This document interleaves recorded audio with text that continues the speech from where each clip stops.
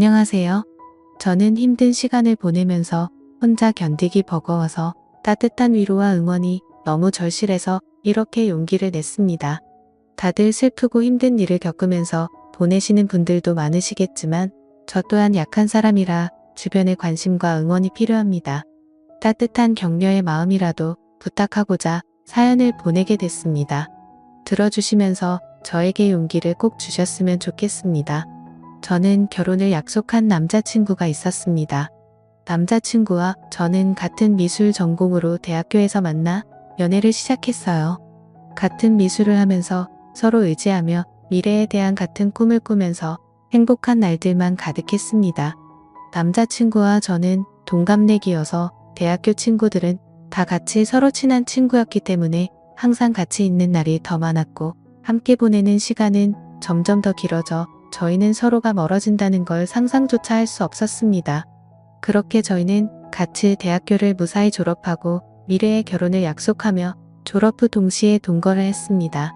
주변에서는 왜 결혼을 안 하고 동거를 시작하냐는 말들이 있었지만 저희는 미래에 대한 서로의 꿈이 있었기 때문에 사회생활도 해야 하고 아직은 결혼하기 이르다 생각이 들었기 때문입니다. 어차피 결혼은 약속했고 저희가 더 성장하고 준비가 되었을 때 그때 결혼을 하기로 했습니다. 서로 굳은 믿음이 있었고 어차피 같은 한 집에서 동거를 하기에 저희는 서로 만족했습니다. 같은 미술 전공으로 졸업은 했지만 저희가 하는 일은 서로 각자 다른 길로 가고 있었습니다. 남자친구는 학과로 가는 길을 택했고 저는 미술학원에 들어가 아이들을 가르치는 일을 시작하게 됐습니다. 하는 일은 다르지만 서로에게 부족한 점은 함께 채워주며 힘이 됐고 든든한 버팀목이 되었습니다.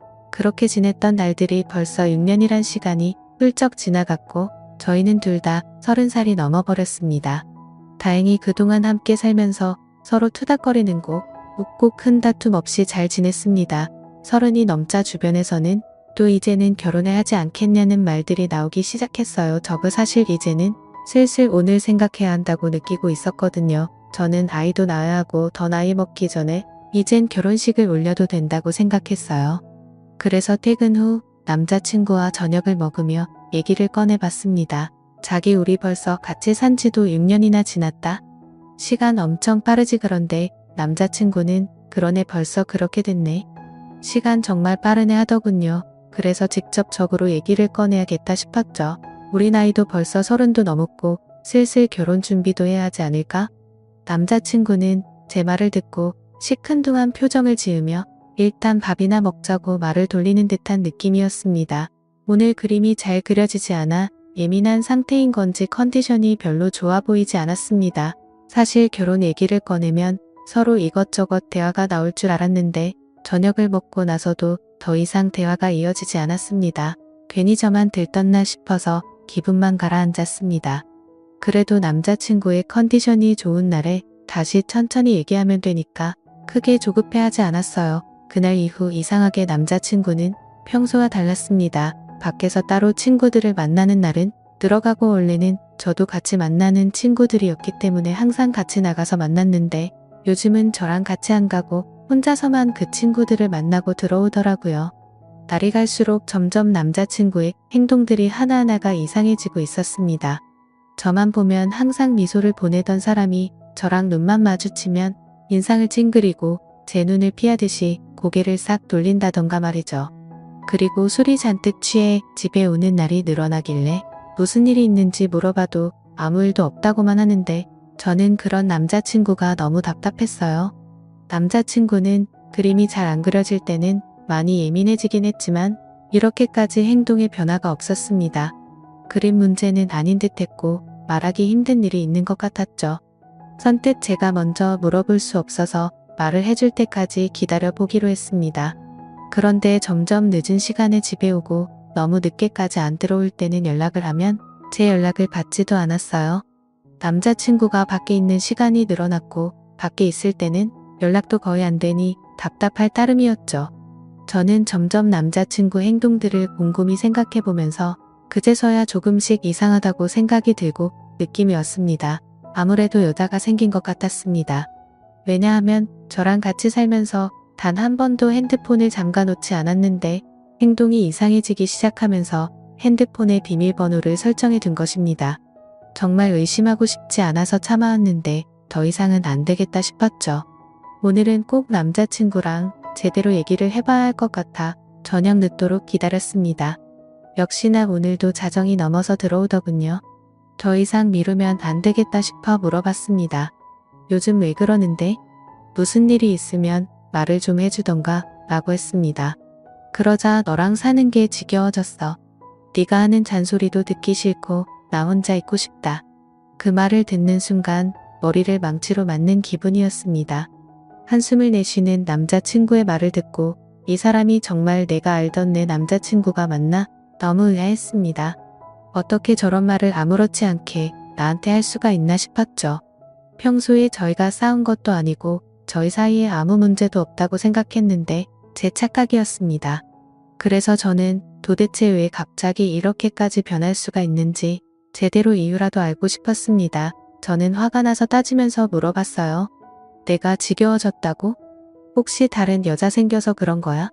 남자친구는 잠시 머뭇거리더니 내가 다른 여자 생겼으면 우리 헤어질 거야? 남자친구의 그 말에 저는 눈물이 났습니다. 왜 이렇게까지 저한테 잔인하게 말하는 건지 마음이 너무 아팠어요. 그러자 남자친구는 울고 있는 저를 보면서 또 인상을 찡그렸습니다. 그 모습을 보면서 저는 정말 남자친구가 나에 대한 마음이 변했다는 걸 확신했습니다. 저만 보면 눈이 자동으로 찡그려질 정도로 제가 그렇게 싫어진 걸까요?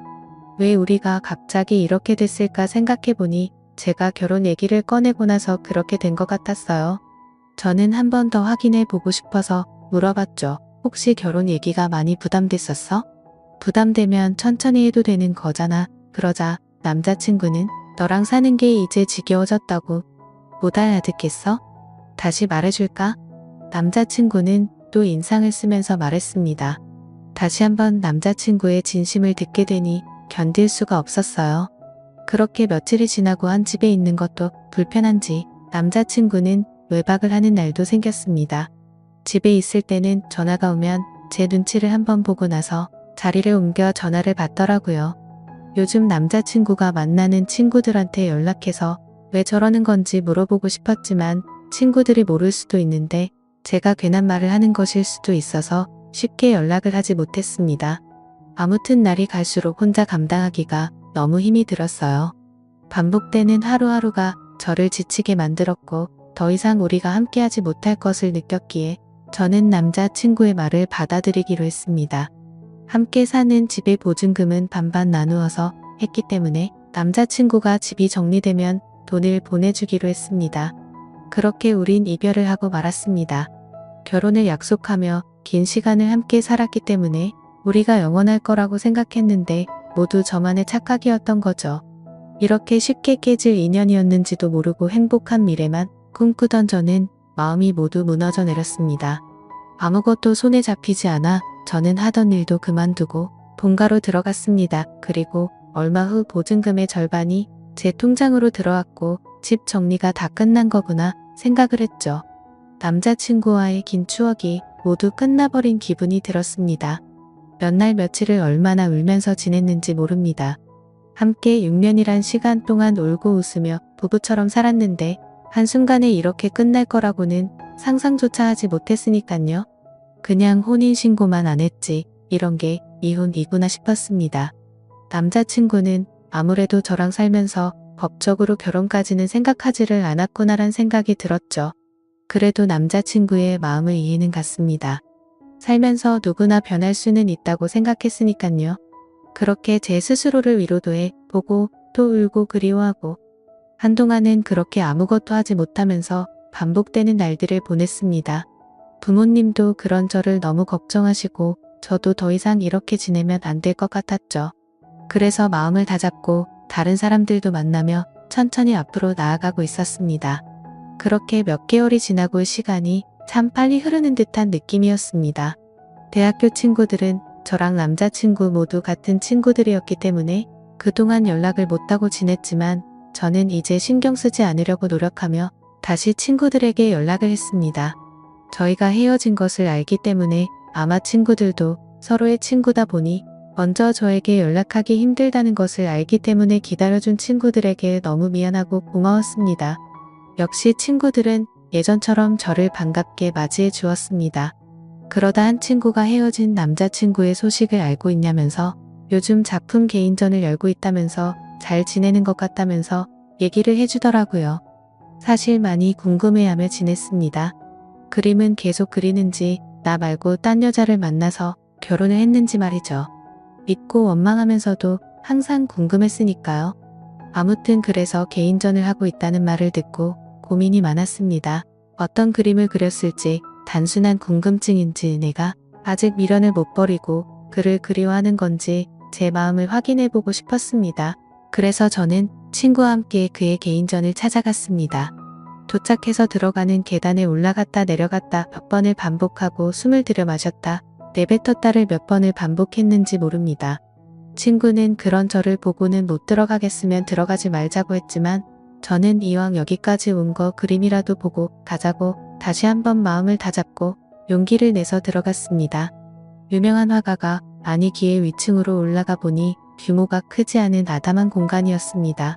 저는 첫 번째 그림부터 순서대로 그림을 보기 시작했습니다. 첫 번째 그림을 보면서 저는 마음속에 무언가 설레는 듯한 느낌과 따뜻한 느낌을 받았습니다. 전 남자친구가 지금 새로 만나는 여자와 행복하게 잘 지내고 있다는 걸 표현한 듯한 추상적인 느낌이었고 저도 모르게 그림의 매력에 빠져서 보고 있었습니다. 친구가 옆에서 작품 설명 좀 읽어보라고 재촉을 해서 읽어보고서 저는 크게 놀랄 수밖에 없었습니다. 작품 설명에는 대학교를 다니고 있는 시점에 첫 연애를 하며 느꼈던 감정을 표현했다라는 추상화 설명인데 왜 이 작품에 저와 연애를 시작했을 때 마음을 표현한 건지 지금 다른 여자 만나면서 어떻게 이런 작품을 그린 것도 모자라 이런 설명까지 해놨다는 것에 도저히 이해가 되지 않았습니다. 도대체 무슨 생각으로 헤어진 저와의 추억을 다시 그림으로 그린 것인지 혹시나 하는 마음의 두 번째 그림을 보고 작품 설명을 읽어봤죠. 혹시나 저와 있었던 지난 추억을 또 그림으로 표현하고 설명까지 돼 있었습니다. 점점 전 남자친구가 무슨 생각으로 이랬을까 궁금해졌습니다. 개인전인데 왜 굳이 헤어진 나와의 추억을 전시를 해놓았을까? 그림을 보면 볼수록 더 마음이 복잡해졌죠.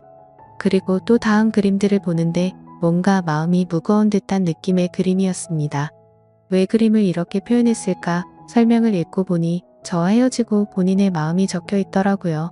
저는 더욱 그를 이해할 수가 없었습니다. 왜냐하면 분명히 본인이 헤어지자고 요구를 했고 제가 질린다면서 저랑은 더 이상 같이 살기 싫다고 저를 억지로 밀어낸 것도 그였기 때문에 정말 모순이라고밖에 느낄 수 없었습니다. 대체 그는 무슨 생각인 걸까? 왜 이런 그림을 그리고 왜 나와의 일을 표현했고 설명까지 내가 그림들을 봐주기를 원했던 건지 이걸 보고 나보고 대체 무슨 생각을 하라는 건지 머릿속이 점점 복잡해져만 갔습니다. 계속 작품들을 보면서 마음이 아팠고 그러다 마지막 그림을 보는데 뭔가 잘못된 느낌이었습니다. 왜냐하면 그림이 아닌 새하얀 백지였기 때문입니다. 실수가 있었던 건지 아니면 의도적으로 백지를 걸어둔 건지 저는 설명을 읽어보고서 알 수 있었습니다. 말없이 눈물이 흐르다가 어느새 저는 점점 소리를 내서 울 수밖에 없었습니다. 설명을 읽어보니 그는 점점 시간이 흐르면서 시력을 잃어갔고 실명이 된 것이었습니다. 그는 실명이 되기 전에 저의 추억을 그림으로 남기기 위해서 시력을 잃어가면서도 밤새도록 그림을 그렸던 것이었죠. 저는 한없이 울면서 그를 당장 만나고 싶었습니다. 그래서 무작정 그에게 전화를 걸어봤지만 없는 번호라는 음성이 흘러나왔죠.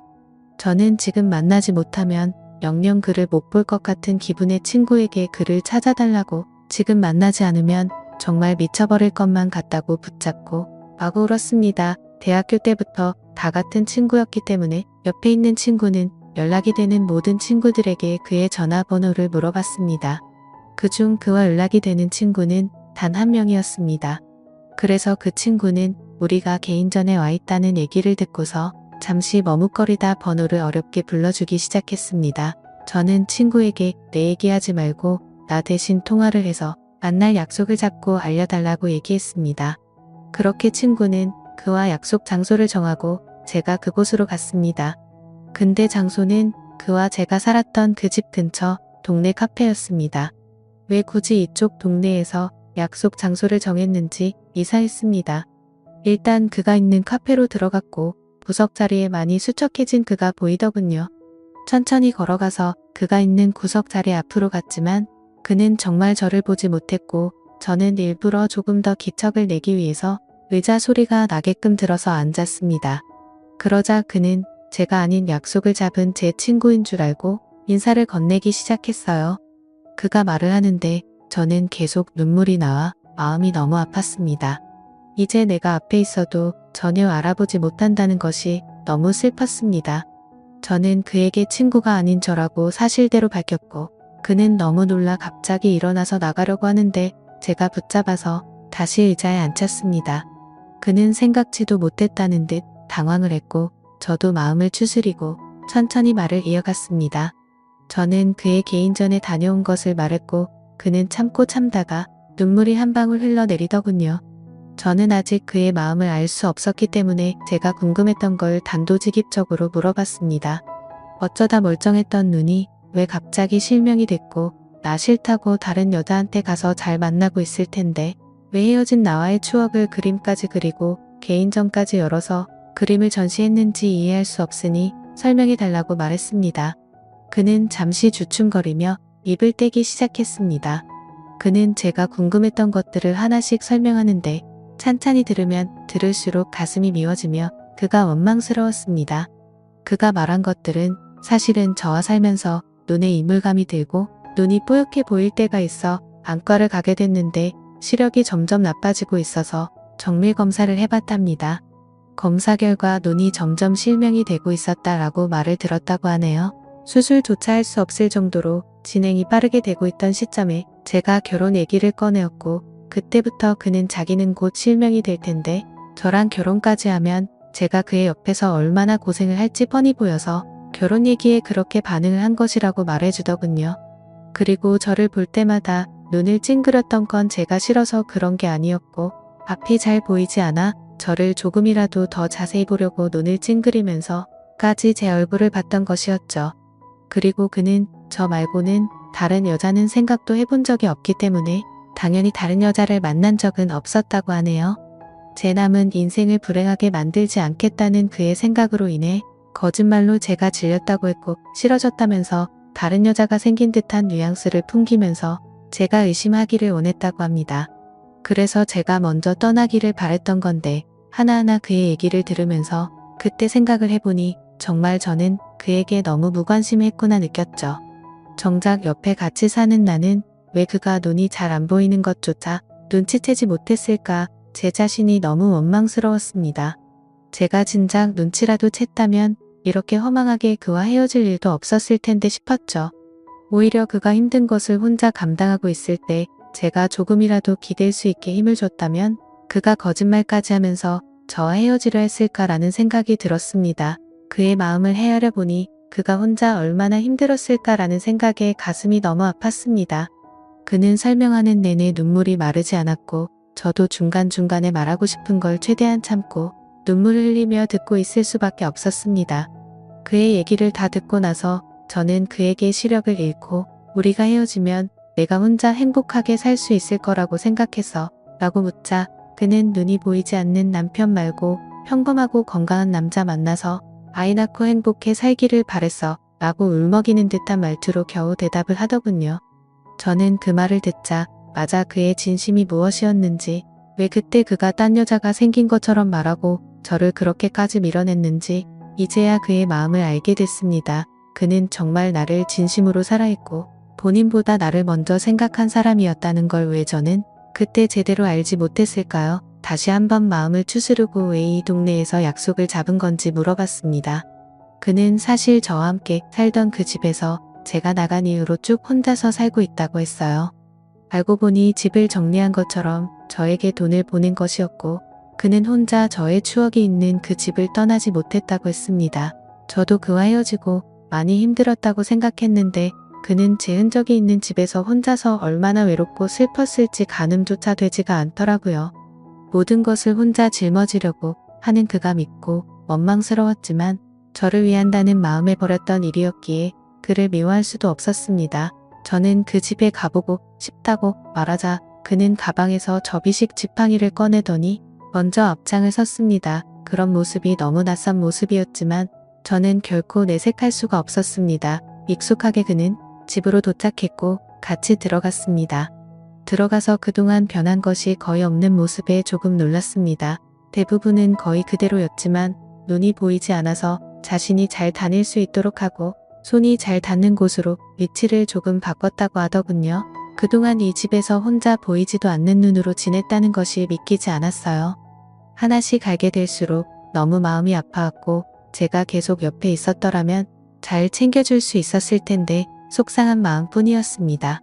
그는 보는 것처럼 이젠 제법 익숙해져서 지내는데 불편함이 크게 없다며 걱정하지 말라고 스스로 잘 해내고 있으니 저보고 이제 걱정하지 말고 좋은 사람 만나서 잘 지내라고 말하더군요. 그 말을 듣고 저는 화가 나서 말했습니다. 내가 진작에 알았더라면 무슨 일이 있어도 자기 곁에서 안 떠났을 거야. 이제 다 알게 된 이상 난 절대로 아무데도 안 가라고 소리쳤습니다. 그는 말도 안 된다며 앞으로 살 날이 얼마나 긴데 대체 왜 사서 고생을 하냐고 절대 그러면 안 된다고 자기 옆에 있으면 지치고 불행할 거라며 반대하더군요. 하지만 저는 절대 내 생각 변하지 않으니 설득하지 말라고 못을 박았고 저는 그날 이후 제게 필요한 것을 챙겨서 매일매일 그의 집으로 갔습니다. 그가 조금이나마 불편하지 않게끔 제가 할 수 있는 것들을 찾아서 하고 밥도 같이 먹고 차도 마시며 대화하는 시간들을 많이 가졌습니다. 그는 처음에 오지 말라며 저를 밀어냈지만 저는 이번만큼은 제 의지대로 밀어붙였습니다. 그렇게 매일 같이 보내는 시간이 길어지며 저는 궁금한 것이 생각나서 물어봤습니다. 근데 개인전 열었을 때 마지막에 왜 백지를 걸어둔 거야? 라고 물어보자 내가 시력을 점점 잃어가면서 그날 딱 아무것도 보이지 않았어. 그래서 붓을 잡고 아무것도 그릴 수가 없었거든. 그 말을 듣고 그때 그의 심정이 어땠을지 생각하면서 정말 마음이 아파서 눈물이 나올 것 같았습니다. 하지만 이제는 그의 앞에서 간 모습과 우는 모습을 느끼게 해주고 싶지 않았습니다. 저는 그래서 억지로 눈물을 참고 대화를 이어나갔어요. 이제야 모든 일들의 수수께끼가 다 풀렸고 저는 앞으로의 일들만 생각하기로 했습니다. 저는 그의 옆에 읽기로 마음을 먹었고 그가 마음의 문을 열 수 있도록 제 마음을 매일 표현했습니다. 그가 없는 생활에 저는 아무런 의미가 없는 것을 알기 때문에 더욱 더 그 옆에서 붙어 지냈습니다. 그러자 그도 더 이상 자기가 밀어낸다고 해서 제가 밀어질 것도 아니란 걸 깨닫고 저와 함께 하기로 했습니다. 서로 마음이 변해서 헤어진 것도 아니고 우리는 아직까지도 서로를 그리워하며 사랑한다는 걸 잘 알았기 때문에 다시 시작하기로 했습니다. 저는 더 늦기 전에 그와 결혼식부터 올리고 싶어서 그를 설득하고 주변 친구들에게 도움을 받아 결혼식을 진행하기로 했습니다. 그렇게 우리는 서로 부부가 되었고 서로에게 더 의지하며 좋은 일도 함께하고 혹시나 불행이 찾아와도 함께 그 불행을 맞이하며 이겨내자고 굳게 약속했습니다. 그동안의 힘든 시간들이 무색했을 정도로 저와 남편은 하루하루 정말 행복하게 지냈습니다. 남편과 문화센터도 함께 다니면서 남편이 배우고 있는 점자를 저도 함께 배웠고 그를 더 이해하고 배려해야겠다는 마음도 들었습니다. 하지만 남편은 더 강해지려고 노력했고 저도 제 스스로 더 마음이 단단해지려고 노력했습니다. 물론 쉬운 결정도 아니고 앞으로 아기가 생기면 더 힘들 일도 많아지겠지만 서로가 함께한다는 것만으로도 앞으로의 일이 걱정보다는 설렘으로 다가왔고 긍정적으로 더 노력해서 우리가 아기와 행복해질 수 있도록 해야겠다 싶었죠. 그리고 남편은 앞으로 좋은 아빠가 되겠다며 행복한 미소로 그는 약속해 주었습니다. 나중에 태어날 우리 아기와 새 식구 앞으로 행복하게 잘 살도록 하겠습니다. 제 사연을 읽어주셔서 감사드립니다.